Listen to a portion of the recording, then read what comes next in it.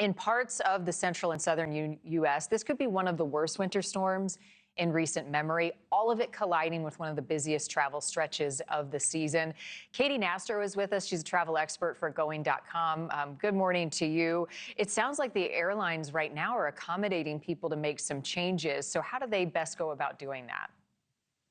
Yeah, what typically happens when we see any type of severe weather planned, we do see airlines come out with weather waivers. And these are travel alerts. Takes not even a moment to type into Google travel alert and then your airline to see if the specific city that you're flying out of or into is covered within a specific period where you're able to make changes to your itinerary regardless of the ticket type. So a lot of us looking to save a little bit on airfare, we purchase those basic economy tickets, but typically you're not able to make changes without an additional fee or just not be able to make changes outright. You have to sort of eat that cost. In these scenarios where there are waivers, this is what I like to call the golden ticket. You're able to make changes regardless if there's a fare difference to an earlier day or a later day, sort of getting ahead or sort of after the storm. And that actually is really great for travelers to be able to make changes to their flight plans and not run into the risk of getting stuck day of.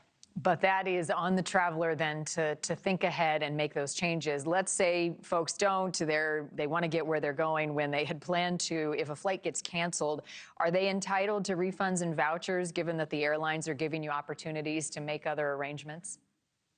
Yeah, if you are significantly delayed by 3 hours or more for a domestic flight, 6 hours or more for international flight, and or you get outrightly canceled day of, you still are covered under federal regulation to decide that you don't want to fly. You're going to take that full refund, which should be brought back to you within roughly 7 to 10 business days per regulation, according to the DOT.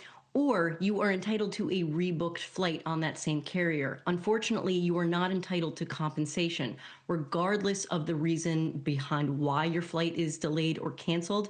So it could be weather, could be mechanical, does not matter. You are entitled to those two options, just not both. It's not a task that I envy, but if we're talking about thousands of delays and cancellations over this weekend, all due to the weather, what does it typically take, Katy, to get things back online and up to speed? You look, airlines are sort of prepping for the worst. They've already canceled roughly 1,400 flights tomorrow in expecting that certain areas like Dallas, parts of Louisiana, Nashville, just some cities, for example, that are going to be impacted the hardest. They're already preemptively canceling those flights so travelers can make alternate arrangements or just not even head to the airport to begin with.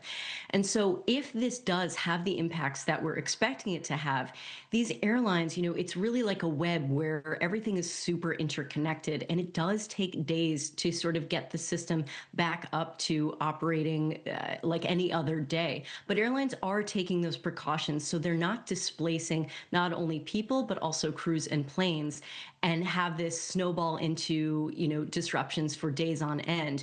But it does take some time. It's not as though they can just flip a switch and be able to just get their planes and crews operating back to normal schedules. Thank you for watching. Subscribe below and download our NewsNation app right now on your phone, and you will get fact-based, unbiased news for all Americans.